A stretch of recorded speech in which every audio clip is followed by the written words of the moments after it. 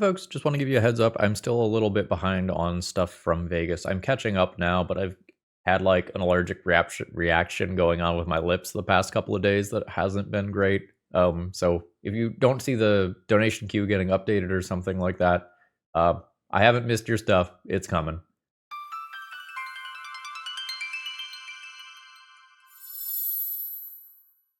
Hello folks, Phil Gallagher, aka ThrabenU here for another Legacy video, and today Dylan has asked us to stax some people out. So this is what Dylan has originally submitted, and I'm going to make a couple of changes to it here, but I think it's important to talk some stacks theory before we get into it here. So a stack deck, kind of by definition, is trying to keep your opponent from casting spells, sometimes via lock pieces, sometimes via destroying your lands, oftentimes both. You want to make it so that your opponent does not play Magic, and you will kill them eventually, somehow. And the reason that I want to talk theory here is because Vexing Bauble has sort of changed the game when it comes to early game disruption for a lot of decks that look like this. And I'm just going to read this. I'm sure you've seen this before, but I'm going to read this because the text is relevant here. Whenever a player casts a spell, if no mana was meant to cast it, counter that spell. And practically speaking, in Legacy, what that means is that the free spells like Force of Will, Daze, Force of Negation, all the artifact mana, all that sort of stuff usually gets countered by Vexing Bauble. But if you start pairing Vexing Bauble with your Sphere of Resistances, your Thorn of Amethysts, and your Trinispheres, that might force your opponent to go and pay mana for stuff, then all of a sudden Vexing Bauble doesn't really have the text that it used to have. And similarly, we might run into some awkwardness here if we are trying to play Chalice of the Void alongside some critical 1-drops that matter. And another really important thing about this metagame is, 1 minute and 53 seconds into the video, Psychic Frog! So, we live in a Legacy world where on turn 2, you could be facing down an Atraxa, an Archon of Cruelty, or a Psychic Frog, any of which will end the game in a couple of turns without any more spells needing to be cast. So, I think that if we show up with the plan of, I do not want my opponent to resolve spells, but we don't have anything for the stuff that slips through, we're going to have a bit of a problem. So I think if we want to try to stax people out, if we want to settle in for this long, like, wasteland, lock you out, you can't cast your spells game, I think we actually need to answer some cards that are put into play. And Dylan's approach here is, hey, what if we just stop their first thing from getting into play with Chancellor? And sure, sometimes that works. All right, I reveal a Chancellor. My opponent ponders, lets it get countered. I play a Thorn of Amethyst on turn 1. They play a Psychic Frog turn 2. Uh-oh, hot dog, is what happens there, right? So I think we need to find a way to get some removal of some kind into this deck. And this is not a Chrome Mox deck, so it's not like the Chancellor does anything after the initial turns, or it's not like, we can throw this under a Chrome Mox or imprint it or, loot through it or something later. We're just kind of stuck with it forever. And if we have cards that we're going to get stuck with forever, some of the secondary plans might be worse too. So now I'm going to go into the tank, I'm going to rebuild this, and we'll see where we end up in a few minutes. So I've been thinking for a few minutes, and before I start dragging cards around, here are kind of my general thoughts. I don't know that we get to play Sphere of Resistances and Thorn of Amethysts if the One Ring and Karn are both going to be part of our general strategy. The City of Traders in particular makes it really tough to get to 5 mana comfortably. So if you do something like Ancient Tomb into City of Traders, and then you play some other land so that you can do a 5 mana One Ring or Karn, or sometimes like 5 mana Lodestone Golem if you're doing something like Sphere of Resistance, and you lose a land, if you lose a land right before you do something like the One Ring, that's pretty awkward. So we might want to change our lock pieces around a little bit. Like, the plan conceptually was keep opponents from casting spells, but we might be better off if we make it so that the spells that our opponents cast end up being less effective. I think Trinisphere is still going to work really well in this deck for the most part. There's some anti-synergy with Vexing Bauble there. I might just eat that one. But we might be looking at doing something like a called metagame shot if we want to make stacks work, and do something like main deck Ghost Vacuums, treating that as a win condition for the deck, potentially, in addition to everything else. And if we end up removing Chalice of the Void from the deck list, I can potentially throw some white mana in here. We could be looking at some Swords to Plowshares, Path to Exile type cards. Finding cheap things to play off the One Ring is somewhat attractive here. And we maybe remove City of Traders from the mana base then. Making colored sources work is going to be a little bit tricky, though. And I think we're always cutting Chancellors. I just don't think this is going to be a good use of slots. I did a little bit of research on other Stax decks right now, and they're not there. Most people who want to be doing anything that looks like this are just trying to win the game, with the Mystic Forge, One Ring, Glaring Fleshraker, Colorless combo deck list being the thing that uses this overall shell the best. But let's see if we can figure out how to stack people out. All right, so here's where my head is at, trying to keep maybe a little bit more of the donor's vision in mind than I probably should. So I've done a rehaul of the mana base here, opting to remove the Crucible of Worlds tech and slotting in Planar Nexus. So Planar Nexus is an Urza land, which can give us synergy with Urza's Workshop, since we're already playing a ton of artifacts and a handful of Urza lands.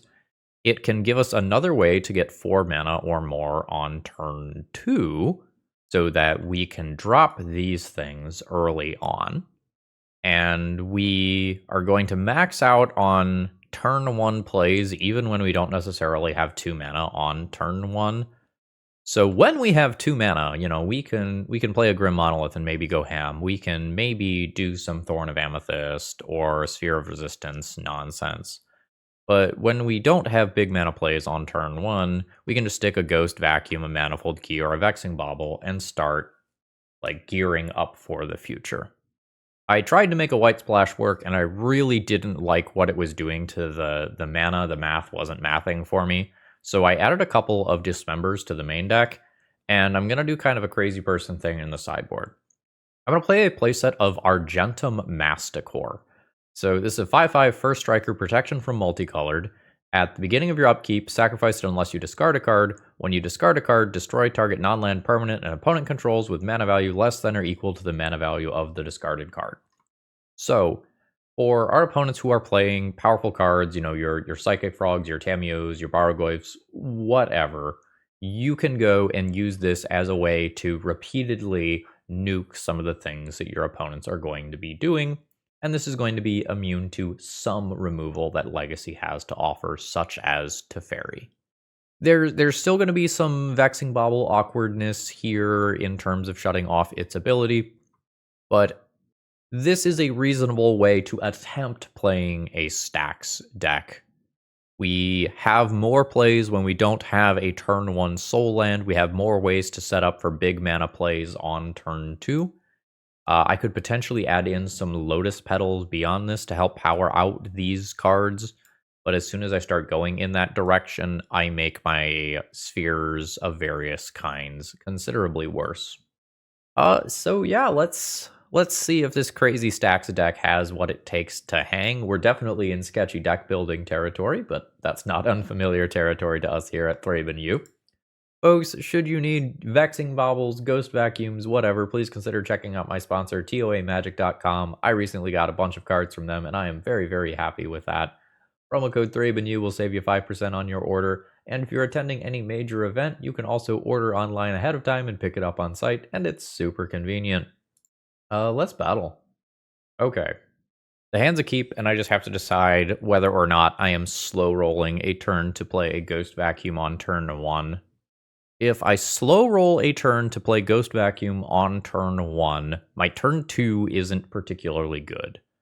If I play Ancient Tomb Pass on 1, my turn 2 is very good, and then I potentially lose City of Traders at some point in a slightly awkward way. Lodestone Golem does not tax the other artifacts, so that's the good news. I think I'm going to slow roll this one, and we'll see whether or not that was the correct decision as this game goes on. Oh, opponent's a fan of the channel. You're in a video. Don't bully me. Or if you bully me, at least, like, make it look cool. Windswept Heath. Get out of graveyard. So I assume that this is going to be some sort of ramp deck. In which case, just jamming Lodestone Golem as quickly as possible would have been better. We can rip Planar Nexus. Nope. More Vacuum. Vacuum not, like, super great in multiples, but we're playing it. So on my next turn, I'm going to have to ask myself whether or not I am playing the One Ring and going for card advantage. Ooh. Or whether or not I just want taxation. And I think we are pro-taxes now that we see a Ponder. We are potentially playing against a Nadu deck list here. No shuffle. We've got a few things that we can eat from the graveyard. I'll do that at end of turn. It's possible that we are going to... okay, so we'll eat things from graveyard immediately then. So that is just going to be a 3/3. That is probably not getting bigger. I like this alternate art treatment. Basalt Monolith. Sure. I think we're taxing here. So we'll drop a Lodestone Golem and pass the turn. Now I could trade that with Keen-Eyed Curator, because we can certainly make 6 mana for Ghost Vacuum purposes. We'll eat that in a minute. It is Nadu. Here, I'll just take a card out of graveyard here. So the combo aspects are definitely a bit scary here. I randomly drop Planar Nexus. This can make more mana later. I think I'm just gonna ignore that fact and, like, potentially keep my City of Traders if I don't draw something good immediately. So let's draw Karn. Argentum Masticore is interesting. Paradox Engine is interesting with Basalt Monolith. I think I want to make this land drop. So we'll just do this and exile something from graveyard. I think pass the turn. That's not great. This could potentially be a silver bullet, like a Collector Oof that just shuts off all of these artifacts. It's not. It's Bristly Bill, which is bad for different reasons. Bristly Bill works very, very well alongside fetch lands to kind of keep a lot of value coming. So, Nadu stuff is happening now. I'm not going to die this turn, but this is pretty terrible. See what all my opponent ends up with when this stack clears. Looks like just Force of Will, which is a perfectly fine and good card. And Bristly Bill is going to do some nonsense here. So there's the Surveil. Junking a Nadu. That's maybe relevant. Probably not. I expect that I am just going to practically lose the game to creatures, and that Force of Will stops Karn Ensnaring Bridge from happening next turn. I think that's where we're at. I don't really have interaction here. I'm going to fast forward to the end of turn. So we're in a good news, bad news situation. Good news is that I'm not dead. The bad news is my opponent has an exceptional amount of power over there, and I don't know how meaningfully I am going to be in this game versus 2 copies of Force of Will. So I am going to click on some cards. I think if that I think if my opponent does not counter things, they are in quite... Sorry, I think if my opponent does not counter things that don't matter, they are in good shape. This cost me life. Then let's play another One Ring. This will be the counter bait. Alright, so Force of Will and a Brainstorm are gone, but there's still more here. Opponent's about to untap with a bunch of mana. That makes this war a little awkward. Let's try to put a Nadu under here. Alright, they let me. And then for different card type purposes, I think I'm going to put a One Ring under here. So no end of turn use of Keen-Eyed Curator. Bristly Bill going to do gross things. A Green Sun is almost certainly bad for me. Now, I don't have any game versus the flying blockers. Sorry, the flying attackers here. So whatever damage my opponent can convert to in the air or otherwise push through Lodestone Golem is going to be quite good. Like, as soon as the Keen-Eyed Curator has another point of power, like one more +1/+1 counter, that can attack into the Lodestone in a way that's really bad for me. Oh, everybody's just coming to party anyway. Well, I don't think I get to take all of that. So, do I go with Bill or the Curator? I probably go with Bill. Problem with taking out Bill is that Green Sun can just get another, though. So I think I'm going to take out the Curator. I don't really know here. I think it's kind of moot. Talon Gates of Madara could also just do some great things. Oh, right, the double ability. Am I just literally dead then? Yes, I am just literally dead. Not great. So this is a matchup where Argentum Masticore repeatedly killing my opponent's small stuff is probably pretty cool.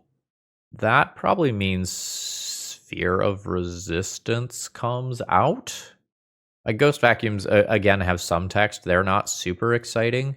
I can swap in for a Thorn, I think, if I'm going to try to lean on Argentum Masticore. There's some awkwardness here. I think that's still okay. And I might just play Walking Ballista as a removal spell for small creatures. I think it's also not crazy to just move Crucible into the main to recur Urza's Saga. But I think my opponent's fair stuff outspeeds my fair Urza Saga plan unless I'm leading on it on turn 1. Yeah, this is fine. This is turn 2 Trinisphere into turn 3 the One Ringer Lodestone Golem. The Lodestone Golem tax is a lot less good with Trinisphere in play already. I can also choose to just slam a 4-drop on turn 2. I'm going to lead on Ancient Tomb to set that up. I'm not sure if I'm going to want to do that or not. We can make that choice based on our next draw step, though. Vexing Bauble. So I can play Vexing Bauble into Trinisphere to make it so that Trinisphere is effectively uncounterable if I play City of Traders this turn, with multiple copies of City of Traders in hand. I think that's okay. All right, so the Vexing Bauble got us the Trinisphere in play. Now, the Vexing Bauble is not doing a whole lot anymore. We will probably cycle it pretty quickly. A big problem here versus this deck in particular is that our opponent has a bunch of mana dorks. Normally, when you're playing against a blue deck, if you resolve a Trinisphere quickly, you just get to go and have a turn off where you get to do pretty broken things, and we don't get that here. I think we're going 4 mana Lodestone Golem here, and I think passing the turn. Again, the Lodestone Golem tax is maybe not changing the actual mana cost of my opponent's spells right now. So, like, that Ponder casts 3. And in terms of the technical steps of casting a spell, you do the additions and reductions to costs, like your Thalias, your Lodestone Golems, your Trinispheres, that sort of stuff, before you do the setting, not after. Yeah, so we can go ahead and send on in here. I don't think my opponent's going to trade away both of those creatures. Yeah, I didn't think so.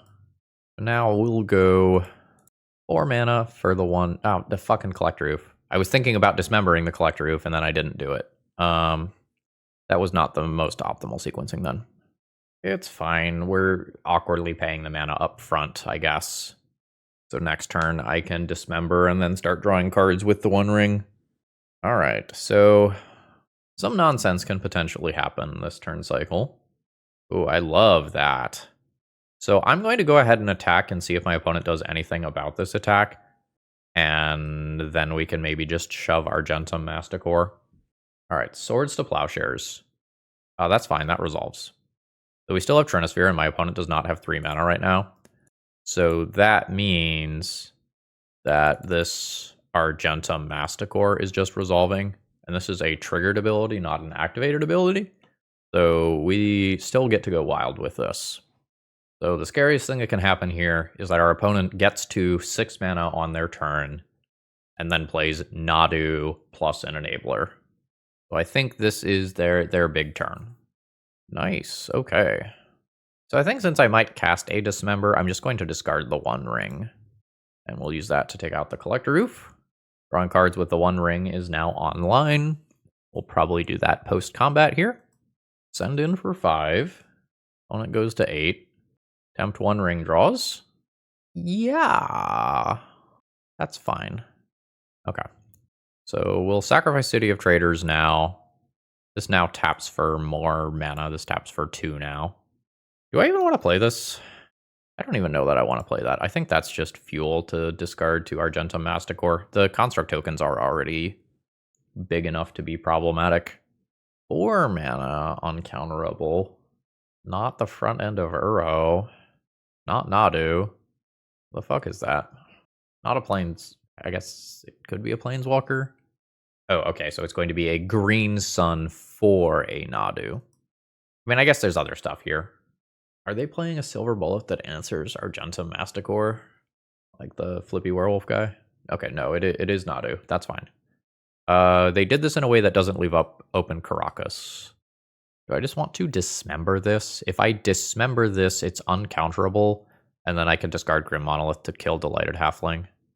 I'm in. So yeah. Notice that I still have to pay 3 mana here. So we'll dismember Nadu. My opponent does get 1 card out of this. It is a fetch land. So I'll take 1 for the One Ring. I'll go ahead and draw my cards before this Argentum Masticore trigger. Cool. This is less than or equal? Yes. So I will discard a Vexing Bauble and take Delighted Halfling out of the way. Urza Saga gets big. I'll go to Punchies. This hits for 5. And I can do some pretty neat things here, but I think my opponent's just dead. Argentum Masticore tech confirmed good. I still don't know that I really feel good about the matchup, though. My opponent's Mana Dork's coming down on turn 1 before I do a bunch of my cool stuff is definitely awkward. Alright, we simply do not have enough mana here for this hand to be functional. The second one is probably just an Urza Saga beatdown hand. So I do Saga on 1 into Vexing Bauble. Turn 2, I have a 2/2. I'm going to have 2 5/5s. Can probably play Manifold Key 2 6/6s off that alone. I think that's fine. I think I'm going to keep this, keeping the One Ring. Sometimes I pivot a little bit and I try to do something broken with the One Ring instead. Saga on 1. What about Planar Nexus on 1? Planar Nexus Manifold Key. Turn 2, Assault Monolith, untap, play the One Ring. And my stuff's probably uncounterable. Yes, I think I like that better. And we'll play Planar Nexus here. And sometimes we end up spiking Urza's Tower to make this all look even better. Imagine we're getting an end of turn Surveil land here. I could have some really tough decisions next turn if I draw another lock piece of some kind. We'll see though. Alright, opponent is just passing the turn. Are we going to try to do an inherently broken thing, or are we just going to, like, Urza Saga, do fair stuff? Oseiju could happen. With Vexing Bauble as protection, let's try to do a broken thing. So 3, Manifold Key, untap Basalt Monolith, and let's see if our opponent has the Colorless Counterspell consigned to memory. Yes. Now, since they didn't bite on my mana production over here, I do have a really powerful setup for the rest of the game. So, big top decks are online. Collector Oof is annoying here. So now I don't have big mana setups. So we are going to be the Vexing Bauble, Thorn of Amethyst, non-bow. is very real here, but I'm not really probably casting too many spells for the rest of this game. Like, at this point, this game is probably won and lost on the back of Urza's Saga. So I think that's fine. The 4th land drop. Another green sun, it looks like. A what now? Rampaging Yao Guai. Vigilance Trample enters with counters. When it enters, destroy any number of target artifacts or enchantments with total mana value X or less. Well, fuck. That's some cool tech. That was unexpected. Well, hopefully I just rip another land immediately off the top, and none of this is an issue. My own Thorn bites me a little bit here. This is a very fast clock, and my opponent will presumably add to it this turn. That doesn't really count. 13, because it doesn't change the clock. Fuck yeah. So I'm passing the turn here. I have very respectable sized Urza Saga tokens. I can potentially pivot into the beatdown role here. But I don't have Urza Saga specific equipment. Like, I don't have the Shadow Spears or the Lava Spur Boots in my deck to really push Urza Saga. And even if I did, this is here. So a couple Path to Exile, Swords to Plowshares, Teferi type cards can definitely keep what I'm doing in check. Nice. No attacks. So we'll make a friend. Not immediately getting swordsed. That's a good draw. I don't think I give up my value, though. I think generating this token is too good. And I have 4 mana off 2 lands next turn anyway. Ooh. Oh, wait, my opponent... Oh, right, not activated ability. Never mind. All right, would I trade for both of these? I don't think so. I think I'm going to attack with them as 6/6s next turn. My opponent plays like Bristly Bill into a land drop or something, though. I get a bit punished for that decision. Green Sun for 3. All right, it is Nadu. A new Planar Nexus. So 4 mana, all Lodestone Golem. Oh yeah, I guess that is counterable. Pitching Force of Will. Again, next turn I can attack with these as 6/6s. Just again, still. I think I'm going to hold back. I don't know, maybe I can't afford to hold back now that the Nadu is in play because these extra bodies are so scary. Okay. Yeah, so opponent kind of rationalizes the same thing here. So my opponent's top deck probably determines this game. All right. They are potentially going into chump block mode here. Ooh, we're racing. That's scary. My opponent could let one of these through. I have a Dismember. It's just awkward because Planar Nexus can filter for black, but I also have Thorn of Amethyst. I think I'm going to Dismember Nadu in my opponent's upkeep and pass the turn. That's very awkward to click through. Nadu hits a land. So this is kind of terrifying. That's real good. Oh man, my Thorn is not great for me currently. So this is a 5 mana copy of the One Ring, which I think is just going to get countered by something over there. Like, what does my opponent have if not counter spells? That's fine. And I can't really attack right now, because 2 of those creatures getting in kills me. That in the air kills me next turn. So I can play Karn, but then not do anything cool with it. Like, I can plus on this, that doesn't change math. Like, my opponent can chump block on everything that I do and then kill me in the air. Damn. We come up just short here. This taking out my first Urza Saga certainly won my opponent the game. Today's video is sponsored by Moxfield.com, and I could say all sorts of great things about them, but I'm just going to point to this number. I have 488 deck lists stored on this site. That should give you a feel for how I feel about this website. And if you were to go to my profile, you could see all the deck lists that I'm messing around with, including my EDH decks, and you can even see some of the deck lists I record with before they hit the channel. Ooh. Okay, we don't quite have enough mana here. Ancient Tomb on its own is probably not getting me there with this hand. This probably goes somewhere. And what we top deck changes how this hand plays out a lot. I think I'm into turn 1 Planar Nexus. It leaves me open to having 4 mana available next turn. Exhibit A. So, prior to Sphere of Resistance, I think I'm going to resolve Grim Monolith.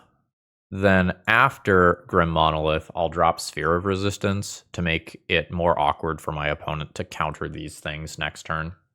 And next turn, I can have 5 mana to play one of these while also getting Urza Saga set up for the future. And if we get Metalcraft, then Urza's Workshop's looking even better. So we could be playing against a combo deck. We could be playing against something like Show and Tell here. 3, 6, 7, and 8. I think I always want to do this. Then I think at 3 mana, we go and drop the Trinisphere. Just make my opponent's cantrips and other spells of that nature as awkward as possible. If we are playing against an Omniscience deck list, then I want to stop Show and Tell into Omniscience into Emrakul from happening. I get enforced. I'm getting forced pitching Lorien Revealed. I have 4 mana now, which is not enough due to my own Sphere of Resistance. Again, there's some deck building awkwardness here. But hopefully I do something pretty cool on my next turn. Potentially Jeskai Control. That's not the best for me. So Wrath of the Skies is now a thing that needs to be on my radar. Or Temporary Lockdown. Sure. Ghost Vacuum. So in Urza's Workshop, currently not producing extra mana because I don't have Metalcraft. I can Karn plus Karn attack Narset. I can also just like Karn and get Crucible of Worlds. 4, 5, Karn for 1 more mana. I'm going to go ahead and minus. I could also just get Mycosynth Lattice. We're not quite there in terms of mana. I could be next turn. There's also Paradox Engine. I think I'm just going to get Crucible and settle in for a longer game. Narset gets to dig here. Force of Will. Sure. Let's see what the follow-up is. So there is a 4 mana Temporary Lockdown. So I'll float some mana here. Then after that resolves, I'll make an Urza Saga Construct token. That's something that can kill Narset. Okay, an opponent is just like done with me. I don't think this game was over, but I was very, very favored from this position. So I could even just do something like get Vexing Bauble, Karn minus Mycosynth Lattice immediately. So am I bringing in Argentum Masticores? It dodges Temporary Lockdown. I think I'm into it, and we know that our opponent probably has Mystic Sanctuary as something that's graveyard relevant. Snapcaster Mage is possible.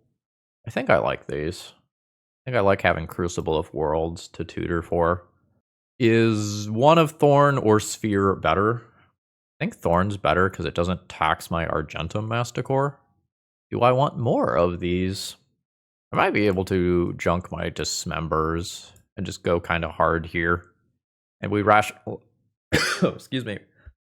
And we rationalize that something eventually sticks. Hey, I like this a lot. We have a lot of mana here. I have multiple relevant cards. The Grim Monoliths aren't exactly insane. I might be able to use them as counterspell bait. We'll see, though. Oh, never mind. Never mind. So the Grim Monoliths all of a sudden are looking pretty hot. So, you have an ending, you have an ending. Alright, the Grim Monoliths don't look as good anymore. Never mind, the Grim Monoliths look good again. The difference of this 1 extra mana in this turn cycle is actually hyper relevant. So now I Vexing Bauble to shut off Force of Will effects. And now I can play a 4-drop. I think I play the 1 ring despite the fact that Consign to Memory could happen here. And Consign to Memory can't. Yeah. So, but if I play and resolve Lodestone Golem immediately, then the Vexing Bauble that I just tried to resolve by using a Grim Monolith gets much worse. Temporary Lockdown is a pain for my deck. Fetch immediately? Fetch immediately seems weird. Prismatic Ending. On my tapped Grim Monolith? Fuck yeah. Are we fine with Lodestone Golem here? I think so. Okay, an opponent is F6'd at this point. So I might just end up cycling a Vexing Bauble. Hopefully I get to poke my opponent once or twice with Lodestone Golem. Grim Monolith's not looking overly impressive here. Opponent's at 14. I think I am willing to press my luck here. Supreme Verdict is not immediately online due to Lodestone Golem anyway. I think I am willing to go up to 5 mana for Argentum Masticore. And again, sometimes this gets countered by another Consigned to Memory. But I already have a bad card that I'm willing to discard. Dress Down. Sure. Dress Down breaking my Supreme Verdict math would be really annoying. Teferi. Teferi can get around the protection from multicolored temporarily. Yep. Sure. That was a great turn cycle for my opponent. This is, yeah. So I was going to get to play Urza Saga, attack, kill Teferi, dump an Argentum Masticore into play, or alternatively ignore a Teferi attack for 5, have 10 the following turn. That felt really good. I think our opponent kind of tilt conceded too quickly. I don't think those games that I won were over, but this is at least proof of concept for the deck. I am going to assume that this hand is in some capacity playable. Aiga. Are you storming? No. You orcish lumberjacking? Or is this like a weird initiative build?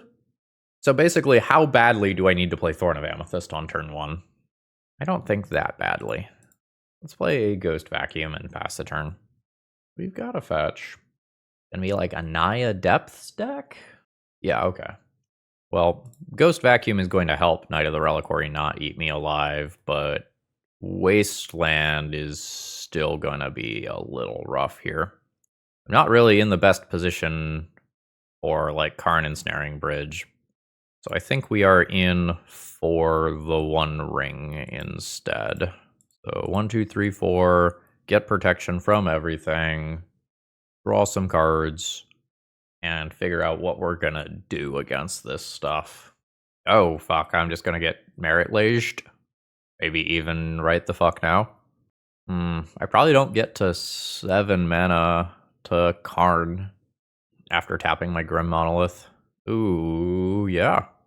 So they're rotating. Okay, so they're just trying to constrain my resources. That's fine. I'll take out a Wasteland. They're going for my Planar Nexus rather than my City of Traders. I don't know how I feel about that. Like, this +1 burst of mana in the next turn cycle. Oh, never mind. Just fuck me. Get them both.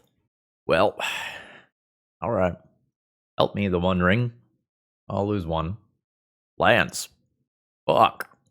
I could, pretend that I'm playing Magic here, but I think after missing this land drop, I don't come back from this. I take 7 or more damage immediately, +2 damage from my One Ring, +3 damage from the One Ring the following turn. That's fine. I don't think the Ghost Vacuum keeps my opponent in check there. So against these sorts of decks, I would really like to board out this sort of stuff. It just is not hyper effective.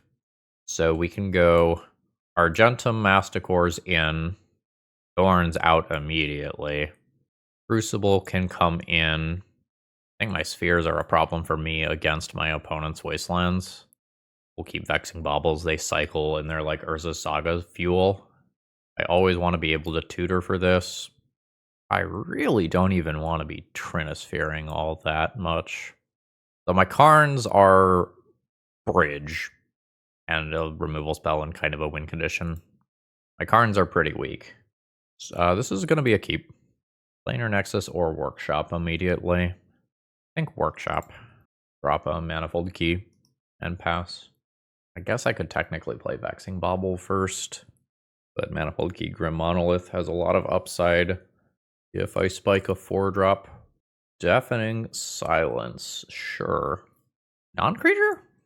Non-creature. So, Saga, Grim Monolith, 3, Untap Grim Monolith to go up to 5. 5 Argentum Masticore. Argentum Masticore can Answering Deafening Silence, or whatever else my opponent plays. But this is a really nasty Force of Vigor, if my opponent has one. Not yet. Second land drop. Not green. A Swords could cleanly answer this. Damping Sphere. Sure. So my lands are only going to tap for 1, and my things are going to get more expensive. Let's junk Ghost Vacuum here, and I can destroy Deafening Silence. Dismember is fine. So I'm just going to attack for 5. Pass the turn. I can use Dismember to get rid of Damping Sphere or a Knight of the Reliquary or whatever my opponent plays out. Sylvan Library. That is not a hyper effective card as of right now. So let's make a 4/4. One of these do I care about more? The Sylvan Library is a lot of looks at random bullshit that could answer multiple creatures. I think I'm going to get rid of the Sylvan Library despite the fact that I don't think it's super good. I just don't think I care about the Damping Sphere. Urza's Tower. Sure. So, make a friend. These are interesting. I think I'm just going to get a Vexing Bauble to avoid Force of Vigor blowouts. My opponent needs to answer multiple of my creatures. Just every one of them is lethal next turn, and we're holding Vexing Bauble so that I can discard it to Argentum Masticore. This card kind of fucks. Echoing Deeps can enter untapped. It only enters tapped if you are making it a copy of something else. Elector Oof. Are these fine as 5/5s? These seem fine as 5/5s. I'm gonna draw a card here. I don't know, maybe, no, I was specifically playing around Force of Vigor, which I turned back on. That was dumb. I was trying to hit something that could destroy Collector Oof, but like it's just irrelevant. That was just a misplay, I think, objectively. Whatever this is now more expensive. Okay, so Argentum Masticore is gone. This is still lethal. There needs to be some sort of like, Force of Vigor card is honestly it. Alright, so I pay 2 for this, and then punch my opponent very hard in the face until they die. Alright, cool. So we've got Damping Sphere, Deafening Silence, Collector Oof as things to be thinking about. Definitely like having more threats. I think I'm going to keep Walking Ballista to wish for rather than board out a Trinisphere. I think at some point I just have to accept that if I'm going to be keeping the Karns in my deck, I have to have things to wish for that are relevant. Turn 1, Urza Tower, dismember something, or play Ghost Vacuum. Turn 2, maybe do cool stuff. This is fine. The Argentum Masticores have really impressed me thus far. Paradox Engine.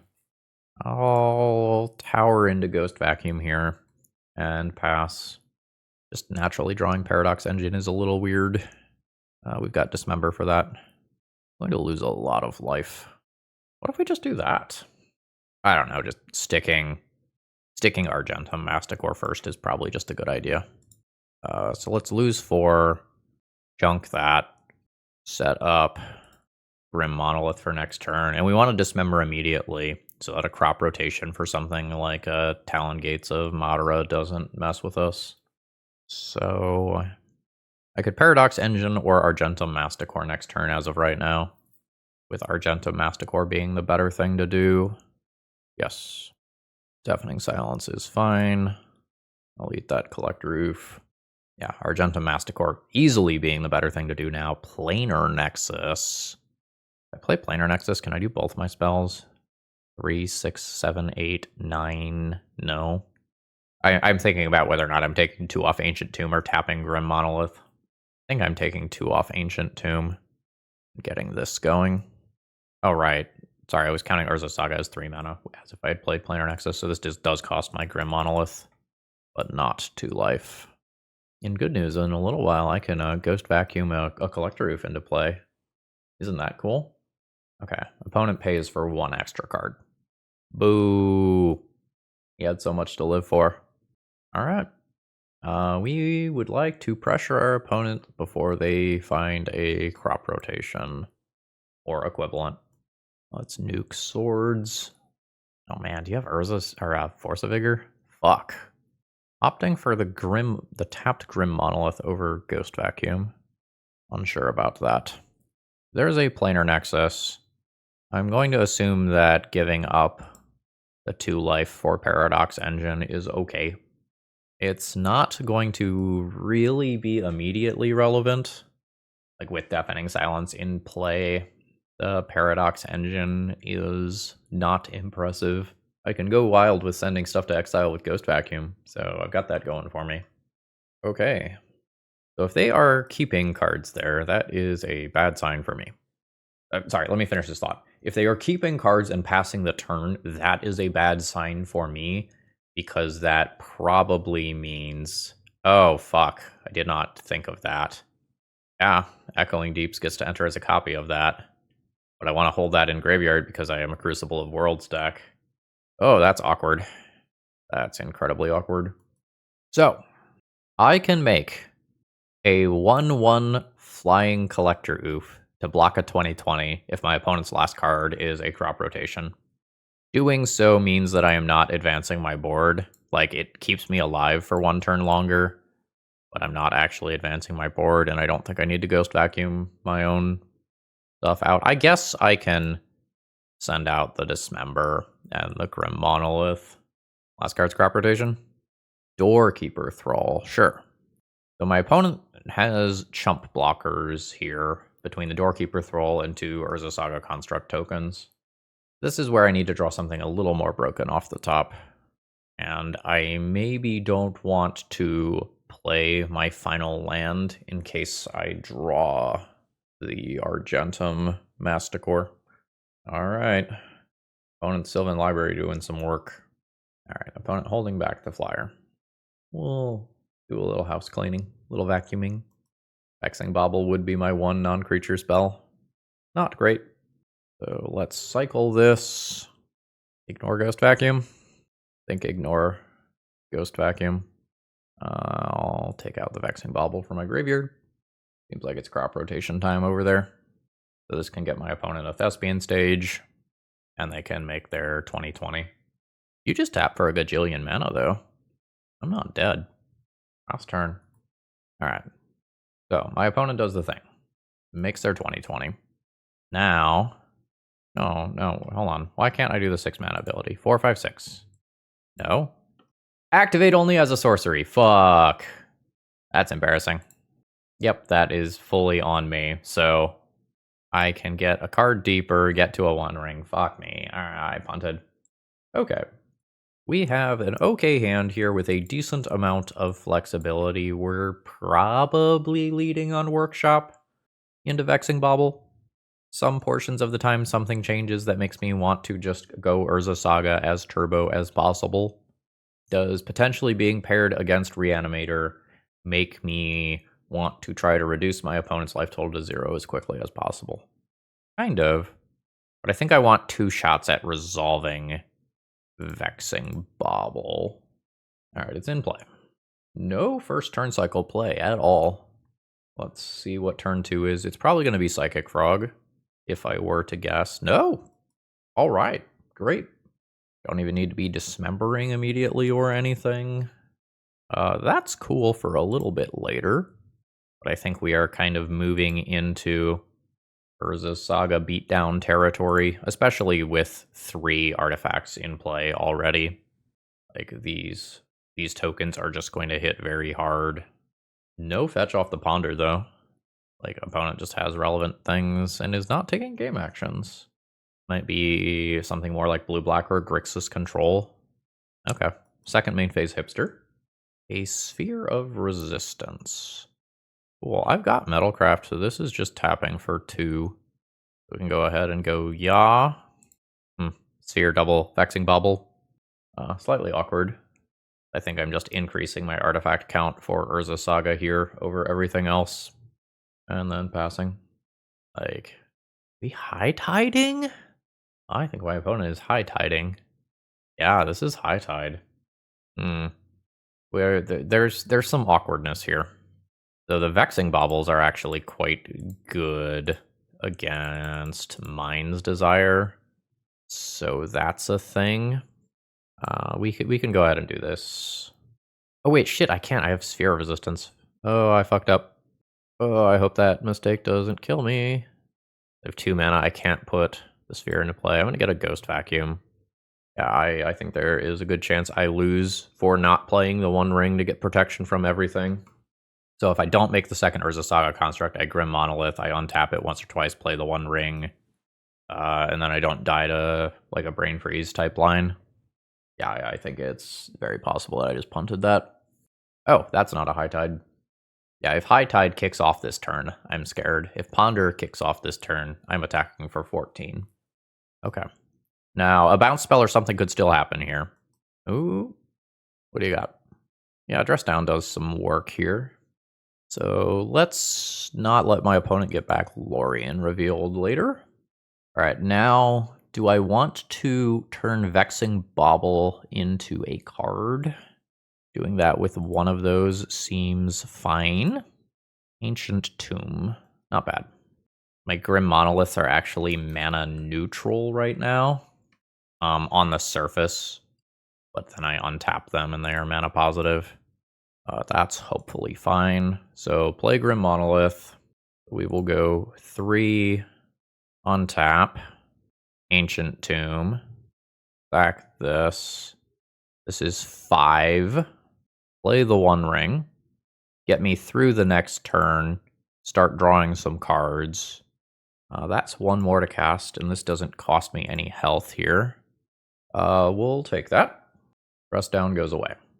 So now I will have like Monolith plus the One Ring, and hopefully I can like shit spheres into play and outdo my opponent's mana production. All right. So they believe that they can go now. Second High Tide. So now it's effectively like my opponent has 1 High Tide in play. Okay, effectively like they have 2 High Tides in play. Without paying its mana cost. Increases cost of spells. There's some awkwardness. Oh, they hit another Mind's Desire. Let's pop out this zone here. Not great. Wait. So you pay 1 mana, you cast a new Mind's Desire, you get a bunch more looks at an untapper, you pay 1 mana to cast the untapper. I think my opponent does not know the interaction between Vexing Bauble and Sphere of Resistance. Ooh. I think we just got away with murder. It's kind of awkward that I need both of those effects to just physically have enough interaction for my opponent. So I play 2 of these in the slots where the dismembers are, and I can decide if I want to just play a 5/5 that attacks my opponent's life total. I don't think that I do. Like a 5-mana vanilla 5/5 that also causes me to discard a card every turn is perhaps not ideal. Ghost Vacuum isn't particularly hot. Crucible isn't particularly hot. But I think this is where we're at. All right, with a single land here, I don't think this is going to be good enough. This one is going to be perfectly fine. The Grim Monolith isn't doing me any favors right now.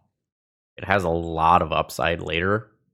Ghost Vacuum can be relevant for some Time Spiral nonsense or some Mystic Sanctuary nonsense. I think I'm just going to keep the Grim Monolith because the upside of doing something with it is so high. Like if I were to spike a key on turn 1. Ooh, that's pretty cool. I think I'm just passing the turn. High Tide is a slow deck, so I don't think I need to City of Traders and just play one of these out on turn 1 like I might need to do versus some other decks in the format. So Urza Saga becomes my win condition, so like I know how I am winning this game. If I play City, I have 4 mana this turn, which is in theory not enough to play 2 spells. I'm going to cast Trinisphere, hoping that Trinisphere gets countered, because it's easier for me to play 2 of these in a turn than it is for me to play Trinisphere plus 1 of these, especially if the tax from either one of these starts applying to the other. So next turn I very easily have 4 mana to attempt 2 of these. Maybe one of them gets countered, and then I resolve the other. Merchant Scroll. So mentally, I start thinking about High Tide realistically being able to win the game on 4 islands, and it starts getting a lot easier at 5 islands. It's a little awkward here with regards to this Grim Monolith and my sequencing for the turn. I think it's just do Thorn, see what happens. If Thorn gets countered, I can go Urza Saga into Sphere, which I will be doing. Goodbye, City. I guess I could use this as an opportunity to put Grim Monolith into play as well, just for artifact count for Urza's Saga and Metalcraft count for Urza's Workshop. That seems fine. I don't think I need the burst of mana for anything else. So 3 mana, Sphere. And then we're going to hope to Urza Saga beat down our opponent. So opponent has 4 mana. Planar Nexus. That's just a fine land to play here. Urza's Workshop will be doing some work once I have Metalcraft, which I will have after I activate Urza Saga. Karn wish for anything immediately that's relevant. Not really. Paradox Engine does some stuff. Karn is probably a 2-turn sequence. Play Karn. Do Mycosynth Lattice the following turn. Seems like my opponent was thinking about something at end step. Sure. Getting Merchant Scroll. You've got it. This is potentially Merchant Scroll for another High Tide. Could be Merchant Scroll for another Consign to Memory. Or Echoing Truth. You've got it. Echoing Truth is not castable through the Sphere currently. So that's a thing. Lodestone Golem's cool. This is currently just 3 mana. I think I'm into just casting a Lodestone Golem. So let's just float the mana for my Urza Saga. Do I want Vexing Bauble despite the fact that it doesn't really do anything? Because my opponent maybe doesn't know that it doesn't do anything? Or do I just grab a Manifold Key? I will still have 5 mana on future turns. I'm going to grab a Vexing Bauble. Oh, fuck, I didn't add the bonus mana before the Urza Saga disappeared. It doesn't matter this turn, but floppy play on my end. Bash for 5. Opponent's at 14 on a 2-turn clock, and I have a couple of different relevant things here. 1, 2, 3, 4, 5. I can play Karn plus attack for 12. I think I'm just going to attack for 10. Difference between 10 and 12 seems minimal. Make my opponent react if they want to use any mana to soak up damage here. They are at 4. So 1, 2, 3, 4, and 5. Oh, right, non-artifact. I've got another one. All right. So I will play a Karn. 3, 4, 5. Little minus here. Yes. Is it just Walking Ballista? Lattice is a little hard to cast. 3, 4, 5. It would be 6, 7 mana. Sometimes I do that. Pick up Liquid Metal Coating. So Lodestone Golem comes out of play. I have no mana available. So if my opponent can go off through Sphere, they've got it. All right, there's the High Tide. There's another High Tide. Definitely scary. And concede. Okay. Well, my deck that probably shouldn't exist in the 2024 metagame beat your deck that probably shouldn't exist in the 2024 metagame. But this was a pretty slow game here. GG's. All right, my opponent has mulliganed to 5. I have a turn 2 Trinisphere hand. I don't think I'm going to play this out as an Urza Saga hand. I think the Urza Saga is going to come after everything else. We're hoping that our opponent isn't like a very fast combo deck list, because as long as I get a turn 2, I'm very favored to win this game. A Thoughtseize. Well, that's not like a Necropotence or something, so I guess that's good. Yeah, I am not surprised that I lost that card. Wow, we kept Dark Ritual double Thoughtseize? On 5? Oh, where the fuck did that come from? Oh, the second one targeted them. Okay, never mind. Yeah, no, that hand's gas. That's obviously insane. Very different sort of reanimator than what the metagame is currently doing. Opponent goes to 1. A Grim Monolith would be a pretty hot draw on my side. Taking the 1 ring. Well, I found another 1 ring. Urza Saga stuff doesn't matter here. This is an Ancient Tomb and pass. I'm going to take 7. My opponent recoups from their losses. Yeah, this is not great for me. They unmask again, taking another 1 ring. Vexing Bauble too slow here. I can make them make them have to have more discard, I guess. I go to 11, so I'm not dead immediately to this. I will Karn minus, say yes. I'll take an Ensnaring Bridge. I expect that my opponent will just discard this, but if I leave the Karn sitting in play without getting the Ensnaring Bridge, then my opponent can just take a turn off to attack the Karn. And I don't know that that really favors me. Yeah. Alright, they are taking a turn off to kill the Karn still. But my long-term prospects versus this Grizzlebrand are not great. I don't have enough artifacts where I can just swing the game back by attacking my opponent with Urza Saga tokens. And if my opponent produces a second creature here, I think it's just curtains for me. Well, in good news, we have main deck Ghost Vacuums and sideboard fairies and Karn Wishable Tormod's Crypt. But in bad news, we're dead. So, fairies in, probably additional sphere effects in, Dismember's out, they don't do a lot. Vexing Bauble is not fantastic, but it does technically have text versus unmask. So do I want 4 Karns as wish targets for Tormod's Crypt? Yeah, probably. It's slightly awkward because Karn is slow if I play a sphere of some kind. I'm going to get rid of the Basalt Monolith. I could maybe go down 1 key. It's a little hard for me to line up keys and Grim Monoliths if I'm only playing 3 of them. I can line them up relatively well in a longer game. Yeah, this is fine. So do I want Grim Monolith in play as an artifact? Let's say no, because sometimes I use the Grim Monolith to go Karn into Tormod's Crypt. Sure, I don't mind that. That might help with my life total. Alright, unmask, target me. I have solid all-around cards here. I am kind of okay with this. So, Vexing Bauble, Thorn, Nonbo, rears its head again. I think I am going to get an Urza Saga ticking this turn, because sometimes I lose the Karn to another piece of discard, and I don't get to Karn Tormod's Crypt next turn. So I think I'm just going to get this ticking towards a Ghost Vacuum. My mono-black opponent probably does not get rid of artifacts, so oh no, we've got to deal with that too. Yeah, okay, so this is exactly what I was talking about. So we have already hedged against covering the graveyard a little bit. That's my Ensnaring Bridge access that I just lost.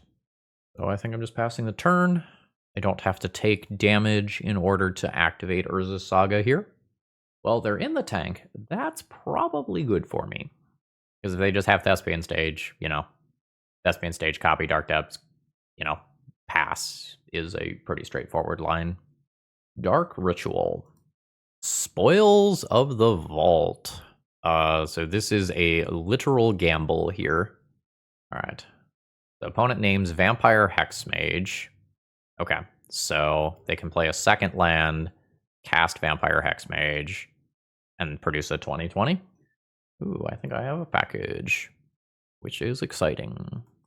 But this is not exciting for me. This does not spark joy. I haven't yet figured out how I beat this. I have figured out how I beat this. So this is 5 mana. So 1, 2, 3, 4, 5. I do this some other way. So make token 1, 2, 3, 4, 5. Just count that again. 1, 2, and this. 1, 2, 3, 4, 5. Play the 1 ring. Yes, that all works. Okay.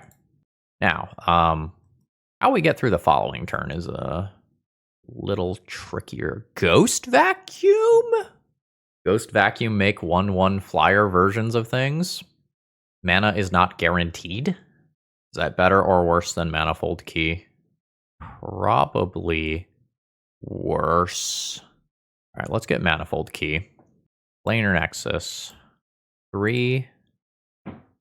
I guess I can untap this. in case something happens where I get to actually cast a card here. So gain protection from everything. Do this. I can't cast Grim Monolith, but I can cast a Vexing Bauble. So the goal is to have 2 11/11 creatures next turn. Or draw another One Ring, lose 1, draw 2. Very macabre. That's castable? Yeah. And this is 3 mana. This is... Oh shit, there's also Urborg. That helps me out too. I can go like black, 1, play Urza Saga, untap the One Ring, or just untap the One Ring immediately. Can I unblockable? 1, 2, 3, 4, 5, 6. I think I can unblockable. Black, 2, 4. Yes. Okay. So the Urborg helps me out. So black, 2. Wait, no. Black. Planar Nexus. It needs to be this black. So black, 2. Cast Fairy Macabre. Target creature can't be blocked this turn on a construct token. Swing in for 7.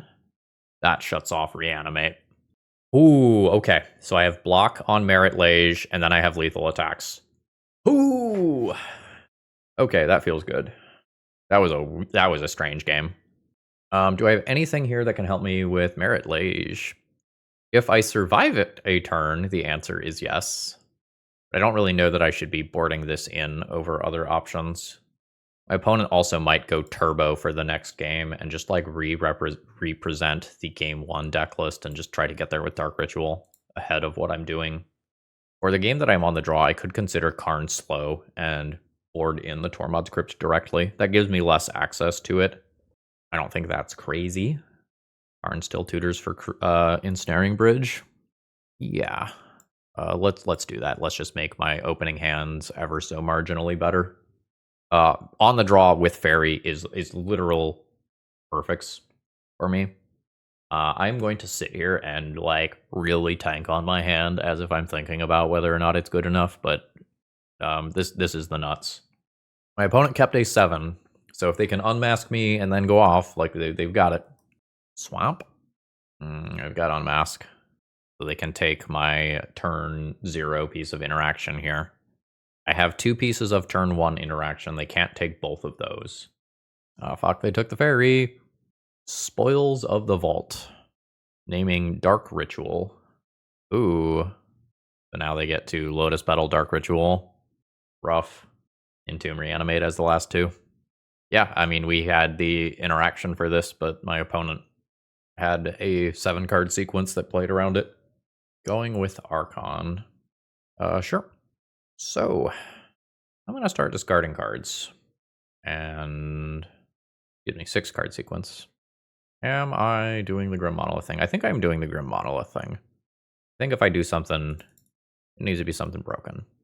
Well, it's Grim Monolith, 3 mana, Manifold Key, untap Grim Monolith.